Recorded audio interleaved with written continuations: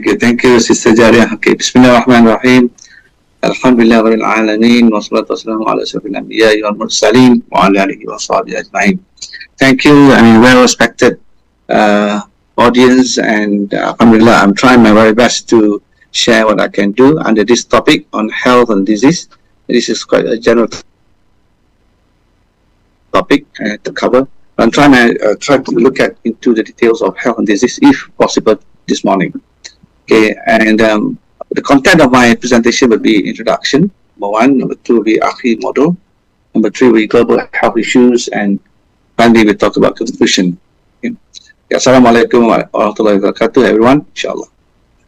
Okay, introduction. Okay, what I'm going to do now here is the first thing I'm going to talk about is will be one of the verses of the Quran about life management. Lahu mu'aqibatum min bayni yadayhi wa min khalfihi yahfazunahu min amrillah. Inna Allah la yughayyiru ma biqawmin hatta yughayyiru ma bi anfusihim. Wa idza arada Allahu biqawmin su'an fala muraddalah. Wa ma lahum min dunihi min wal. So the transition of this verse, for him there are attendant angels to his front and to his rear, guiding him by God's command. Truly God alters not what is in people until they alter what is in themselves. And when God desires evil for people, there is no repelling it, and apart from him they have no protector. So from this verse of the Quran, when we talk about health and disease, it's more about life management, how we go about managing ourselves. So we can, whether you go for good health or whether we go for not good health, this is another issue. So that means, based on these verses of the Quran, when we talk about life management, we are talking about how to monitor how you manage your life in a positive way or in a negative way. So for that matter, from this particular verses of the Quran, I tried to share your Islamic paradigm, where we as a man, we have the highest high, Allah subhanahu wa ta'ala, and we have resources and men. So we are talking about man as a material being, as well as man as a spiritual being or as an immaterial being. So we need to see us in two dimensions. So when we as a material being and we as a spiritual being. So we were being appointed by Allah subhanahu wa ta'ala has to be his wajir on earth, to hold his amanah. And that means we have a serious job to be completed, to be accomplished. Okay, and we are supposed to look after the amanah given by Allah subhanahu wa ta'ala, not just about resources, but other things too. And that will be from Islamic paradigm point of view. And you look at it from the Western paradigm, where man is just a man and using technology and you have own ideas how to capitalize on the resources available before you. So they are not talking about man as a spiritual being, man as more as a material being. So when material being, you do with limited conscience, but whereas in man, from Islamic point of view, you are as material being or spiritual being, your level of conscience will be very high, because we at the end of the day, we are going to answer before Allah subhanahu wa ta'ala for whatever deeds, for whatever things that we do on the earth. And this triggers me to introduce you to the IIIT model. So being his Khalifa or being his Wajir, I'm going to focus more on this IIIT model, which we get to talk about 5 main principles, and then how we go about understanding these principles in the context of health and disease. So number one, the first principle will be to be his Khalifa or his Wajir, and I took this from the Surah Al-Baqarah verse 30. And then number two, the second principle will be anthropological imagination, and being anthropologist, so I have this term, anthropological imagination, and I took this from Surah Al-Hujurat verse 13. And we have number three, the principle of Sharia compliance, where I pick up this from the Surah Al-Kafirun, verse 1 to verse 6. And then we have principle number 4, noble and righteous deeds. In short, we can say Amal Saleh. And of course, we have been talking about community engagement all the time. But actually in Islam, we do have our own term, actually. yeah, we can say committing engagement, but we can say we are committing amal salih in our daily life. Righteous deeds, noble and righteous deeds. And number 5, of course, spiritual guidance help in the guise of ibadah, Surah Al-Fatiha. Let's go, inshallah, one by one. Number 1 is about the Khalifa. This is the verses from the Quran, verse 30, where is qala rabbuka lil malaikati inni ja'ilu fil ardi khalifah qalu atajalu fiha man yufsidu fiha wa yasfiku ad-dima' aw nahnu nusabbihu bihamdika wa nuqaddisu lak qala inni a'lamu ma la ta'lamun. So and when God said to the angels, indeed I will make upon the earth a successive authority. And they said, will you place upon it one who causes corruption therein and sheds blood? Or you will be praised and declare your protection. Here Allah said, indeed, I know that which you do not know. So this is, of course, from this verse of Quran, Surah Al-Baqarah verse 30, we are actually his Khalifa. And we have many things to do to look after the trust given by Allah subhanahu wa ta'ala to us. Even the body that we have now, there should be another trust. You need to look after your own body. Yeah, I mean, we have been created in such a way that there's no, I could say, the negative side of you, but you need to look after not just your body, and at the same time you look at other stuff too. And look at anthropological imagination. Number 2, we are talking about it was 13, of which. Okay, somebody raise your hand. Okay, okay. All right. So in this case, we talk about what's of the Quran, Surah Al-Hujurat, verse 13. This concept. Ya ayuhan nasu inna khalaqnakum min zakarin wa unsa wa ja'alnakum شعوبا وقبائل لتعارفوا إن أكرمكم عند الله يتقاكم إن الله عليم خبير. So mankind, indeed, we have created you from male and female and made you peoples and tribes that you may know one another. Indeed, the most noble of you in the sight of Allah is the most righteous of you. Indeed, Allah is knowing and aware. This concept advocates a principle which emphasizes on our clear conscience and awareness that we are living in a society of the other. So we're not living in our own society. We need to learn how to mingle around with the non-Muslim, of course, and how to convey our Islamic principles to them. So that means we should be able to know that we are not alone here. We are not talking about living in one particular community, Islam. We have others too, and we need to learn to each other and how to communicate, to convey Islam and good our belief, and how we can convey the message that we are here to be his Khalifa, to be his Wazir on earth. And then we talk about number 3. Let me see. Sharia compliance. And this is another principle that we are going to adopt here. Bismillahirrahmanirrahim. Qul ya ayyuhal kafirun la a'budu ma ta'budun wa la antum 'abiduna ma a'bud wa la ana 'abidun ma 'abadtum wa la antum 'abiduna ma a'bud lakum dinukum waliyadin. This Surah Al-Kafirun tells us about religious freedom. Say, oh, disbelievers, I do not worship what you worship, nor are you worshippers of what I worship, nor will be I a worshipper of what you worship, nor will you be worshippers of what I worship. For you is your religion, and for me is my religion. So in our context, how we talk about anything that we see on earth, it has to be Sharia compliance. But the issue here is, since we are not living in our own community, we need to convey the message. What do you mean by this Sharia compliance? Of course, what you believe is your belief, and what is my belief is my belief. This is clear cut about religious freedom, as mentioned in the Surah Al-Kafir, verse 1 to verse 6.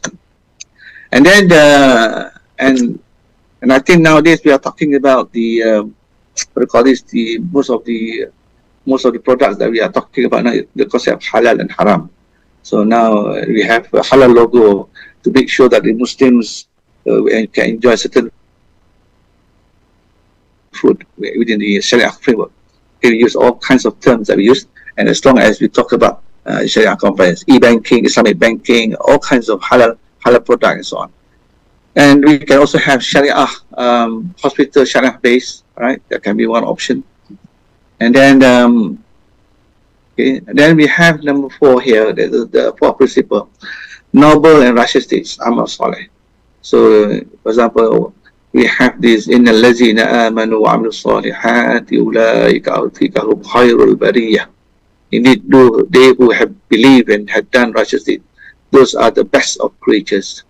And being a Muslim, we need to show examples. We need to tell the non-Muslims we are another creature that to show our good deeds and to be positive in our daily behavior, and to show good examples to them how we subscribe to our religion and how we go about subscribing the concept of amal saleh in the real world. Bismillahirrahmanirrahim. Ila allazina amanu wa 'amilus salihati wa tawassaw bil haqq wa tawassaw bis sabr. This is another verse from the Quran, except for those who have believed and done righteous deeds and advise each other to truth and advise each other to patience. Okay, then we move around. That's the final principle. Will be the spiritual guidance and help in the guise of ibadah. This is coming from Surah Al-Fatiha. Iyyaka na'budu wa iyyaka nasta'in. Ihdinas siratal mustaqim. It is you we worship, and we ask for help. Guide us to the straight path. So this is a spiritual guidance and help us in understanding our duty on earth. So we should bear in mind that anything that we do on earth, since we are His children, we have to have a clear intention.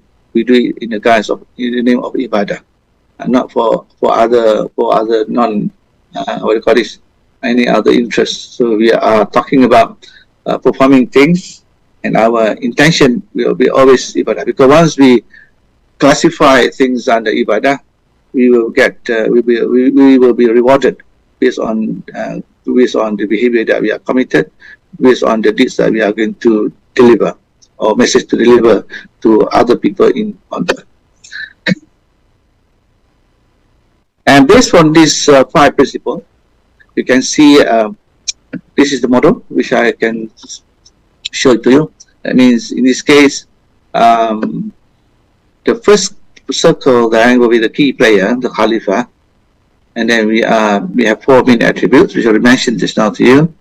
The other word Asri, anthropological imagination, Sharia compliance, and we have righteous deed, and the number I stands for ibadah. These are the 4 attributes that we can adopt based on this framework, and from there we are able to prepare a module, module development M, and this module, the core business here is, you can see here in the society, in a big community, whatever community that you are referring to, the basic unit that we get to talk about will be the concept of family. The SB1, SB2, SB3 both stand for sector-based. It can be politics, it can be economy, it can be culture, it can be religion, it can be law, it can be anything. Sector-based. So, but the key, the real matter here is how we emphasize the importance of family, and how family can be a basic unit that can influence other sectors. It can be economic sectors, political sectors. So once the family is in good shape, and of course the sectors will be in good shape too, and we can enjoy and we can see a good community being built up, and we are able to have a good social engagement, social engagement in terms of ideas, in terms of practical training, whatever. All right. So this is the I could say the IIIT model which I intend to introduce for this lecture.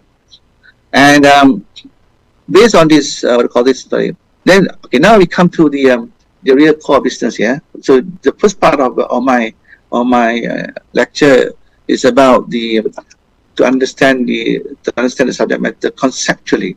So we should have a clear framework, and I'm going to use this IIIT model and to understand many issues you can talk about.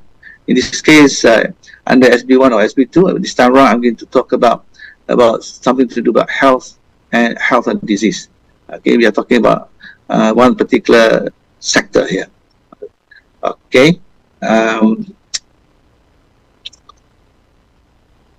Let me see. Okay, then yeah, we talk about global health issues.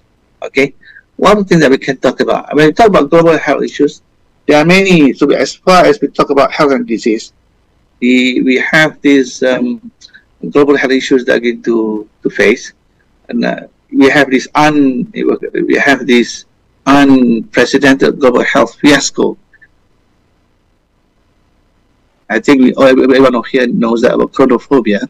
At one time, we have this COVID-19 pandemic, and we have then the government need to strategize it and to implement MCO, movement control order, lockdown, quarantine, social distancing, wearing face masks, and so on. At the same time, we also have another issues of NCD, non-communicable diseases like cancer, diabetes, hypertension, chronic lung disease, stroke, heart disease, Alzheimer, mental health illness, and as well, many more. And also we can also talk about the issues of aging community. Yeah, as our age catching up, we can never escape from ill health symptoms. It can be depression, it can be loneliness, it can be the issues of Alzheimer, it can be the issues of dementia, it can be other things, it can be stroke too, right? So in other words, this is again is a global issues, and since our health system, you look at around, let's say in the context of Malaysia, we have a good health, what we call a good health strategy. We have good medical system and medical services in Malaysia. I'm talking about Malaysia. So because of that, we are able to live longer with good vaccine, with good food, with good everything in a good shape. So we live longer. But at the same time, we need to bear in mind we are going to face another issue: aging community. Once we are getting old, so whether you like it or not, we still have problems about ill health symptoms based on age factor. Okay, and of course, old age type of disease, and it's quite common like to have is mental health issues like Alzheimer's and dementia, or maybe stroke, and then this chronic disease which I already mentioned here about diabetes, and the worst scenario can be cancer, and this create the consequences of having all this, which I already mentioned here, is the anger, confusion, frustration, loneliness, denial, anxiety, depression, insomnia, despair, and the worst scenario will be suicide, committing suicide. This is another issue: how to go about looking after the elderly group or the aging community, and the most important thing is how we get to create a safety nets for the old people, hoping that they can survive. Of course, loneliness can be one of the factors, and that could lead to depression, and eventually can lead to mental issues like Alzheimer's and dementia.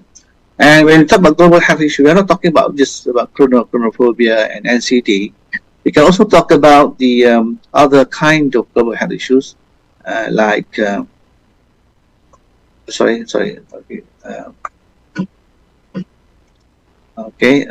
like other several pandemic outbreaks. We have Ebola virus disease, Zika virus, cholera, severe acute respiratory syndrome, SARS, Japanese encephalitis, influenza A, H1N1, and COVID-19. So these are some of the, I could say, examples of several pandemic outbreaks, and this is affecting creating some fear about creating many international communities across the globe. We are talking, we create mass fear, not just of COVID-19 but other matters too. Right? So that means these pandemics can be out of control if our health system is not good, or is not in order, right? Okay, and you look at for example, let's say COVID-19 pandemic cases worldwide, and this is data which I took way back in 2020, long time ago. It's 4 years back, but just to get some ideas about.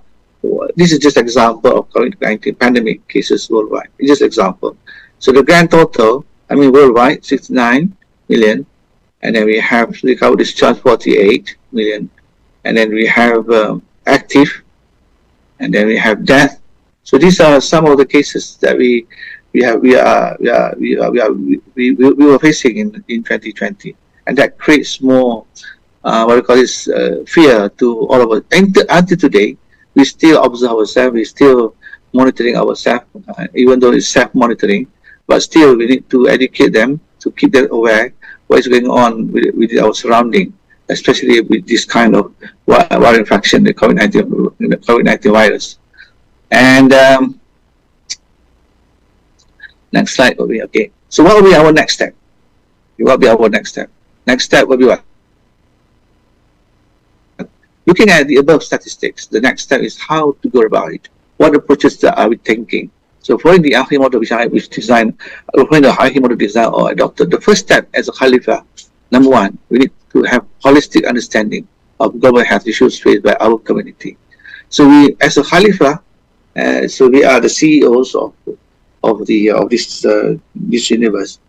So we need to go out there and to understand, not just understanding in pieces, but we have to have a holistic understanding to understand the subject matter as a whole, and we need to see them from a different perspective, not to see things, things from one Western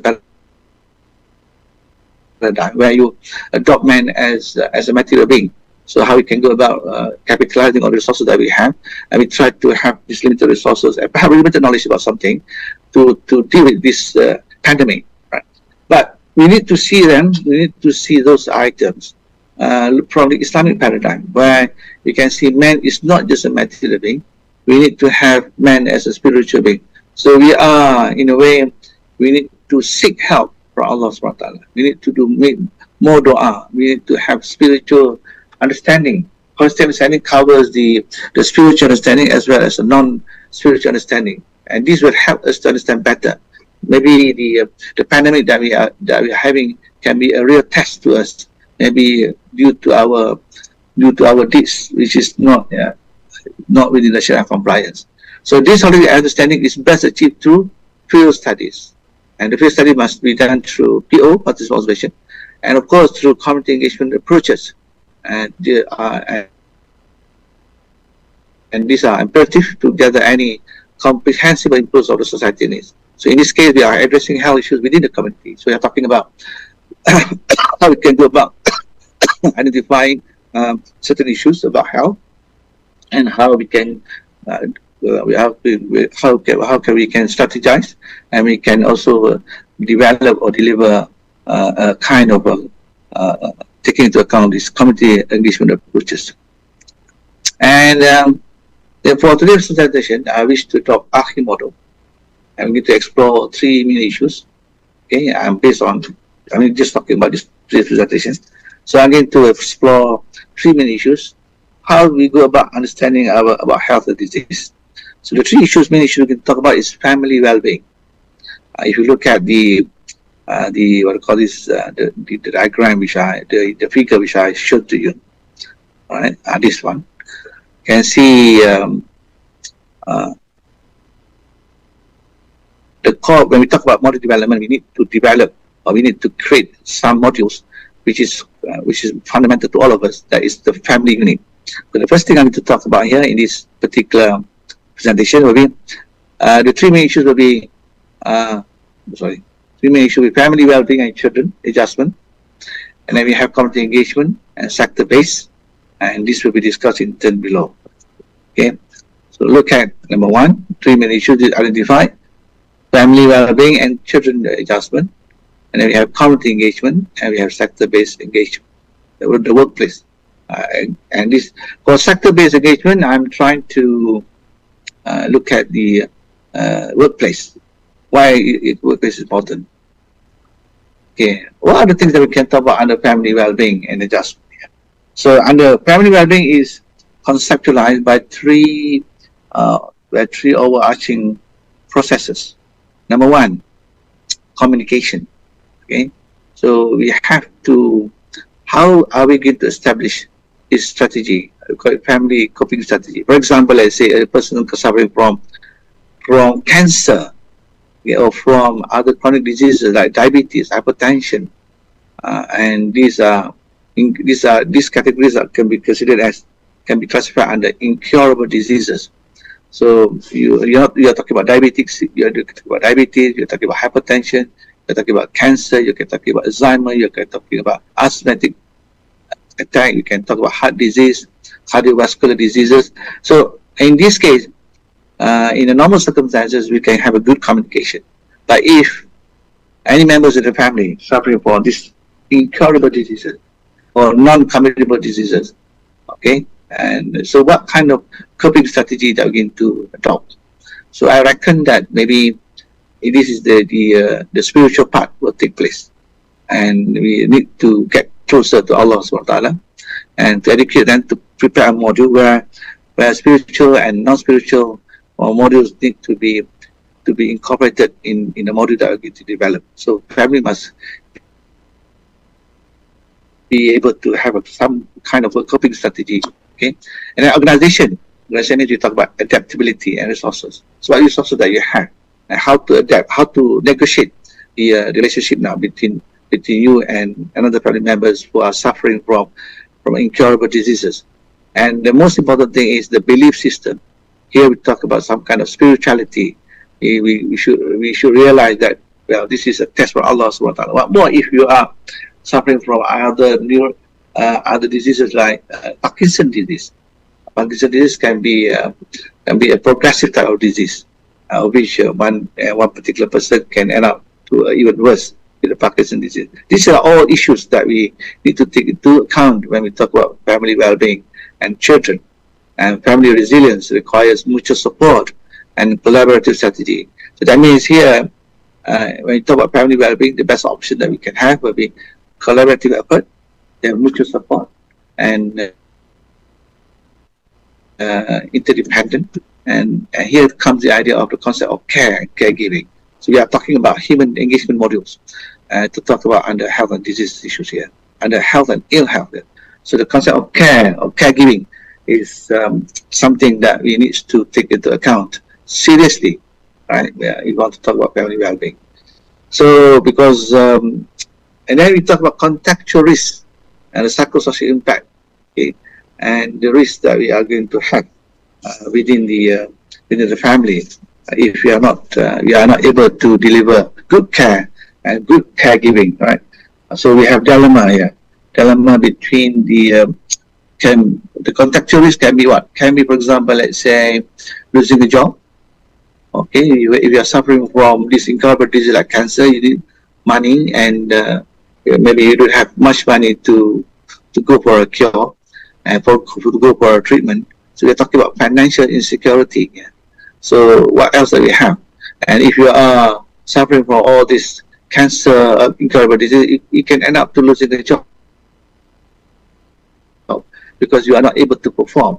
Furthermore, let's say you are suffering from renal failure, the kidney failure, you have to go for dialysis, and this is the issues involved. So you can be losing a job, financial security, school closes, recalibrate the relationship with the family. So that will be the first issue that we can talk about. The first issue that we can talk about under family well-being, under these three important issues in the context of this particular presentation. And when we talk about community engagement, since we talk about health and disease, so we are not talking about they're not talking about this disease from the biological framework. They're talking about disease from a social cultural framework. So we have this social disease.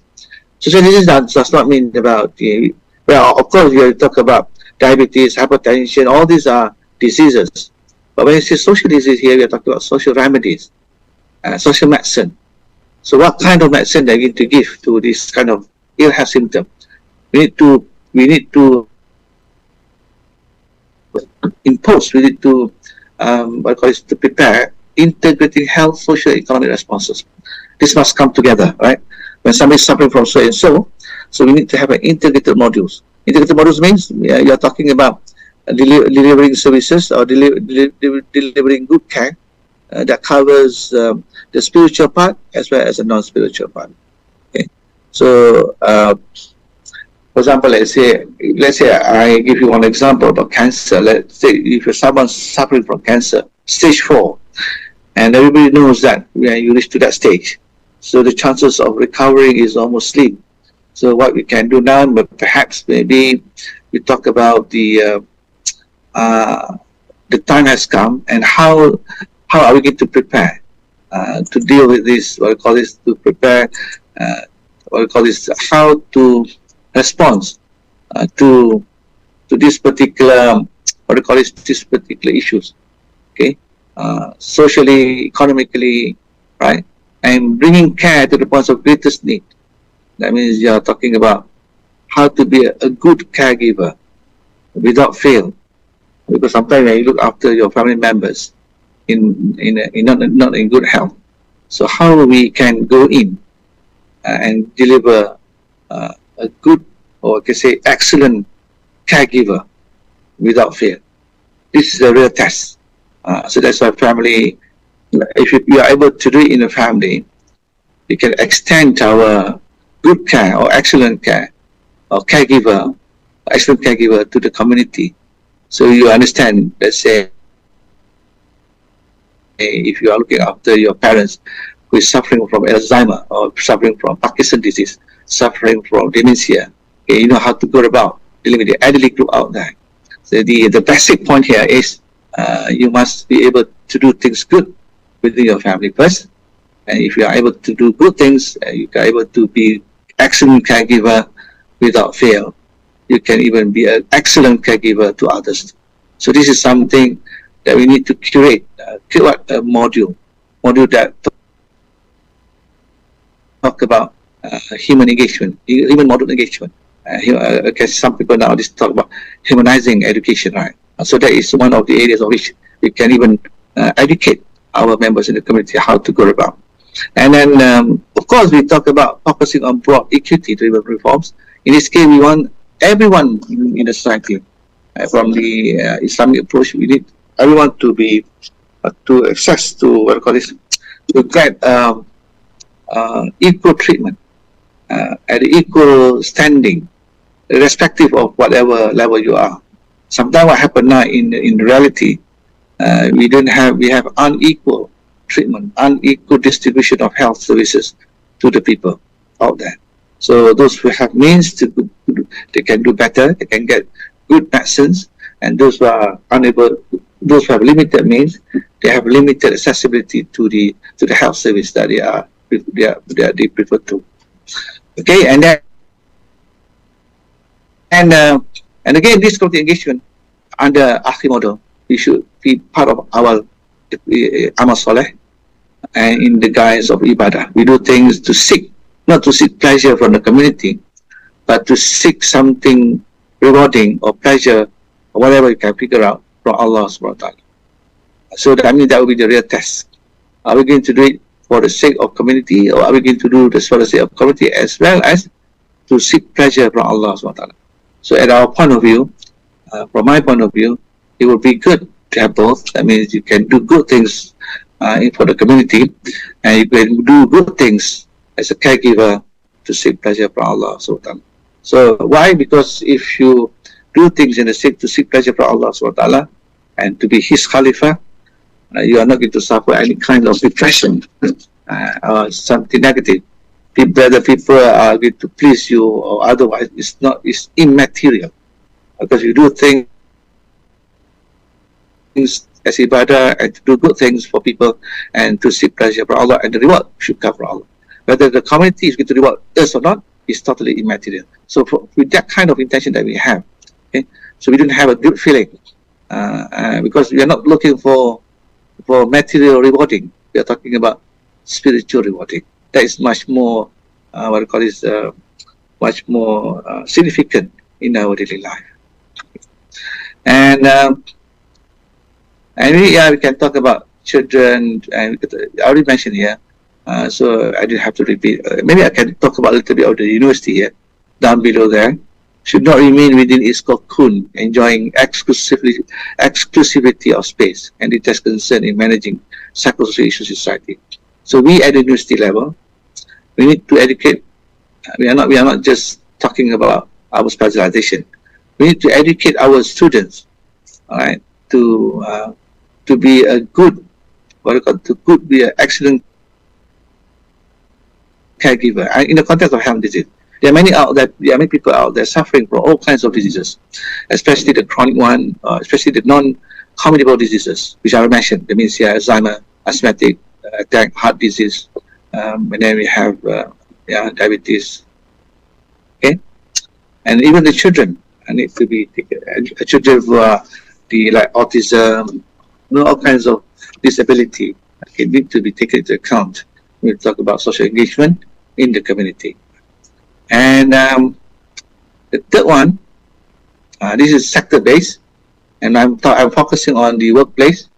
So in this case, we talk about how we can go about helping the people in a sector-based engagement, especially the workload, social distancing, anxiety, depression, burnout syndrome, PTSD, and working schedule, work-life balance, job security. There are many.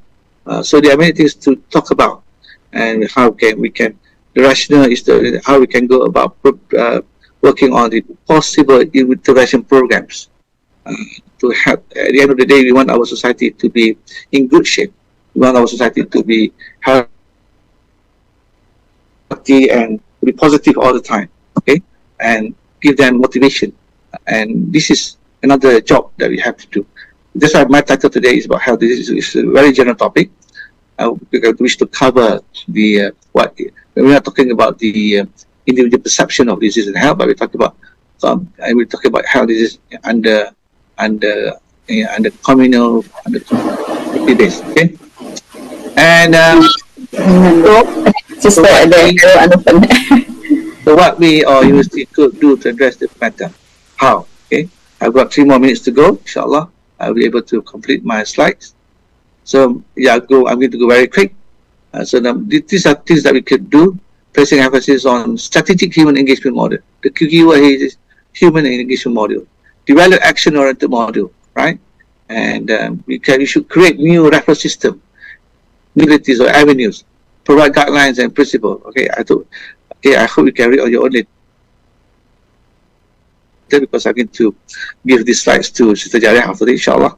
Okay, and my conclusion here is, at this level, we need to have our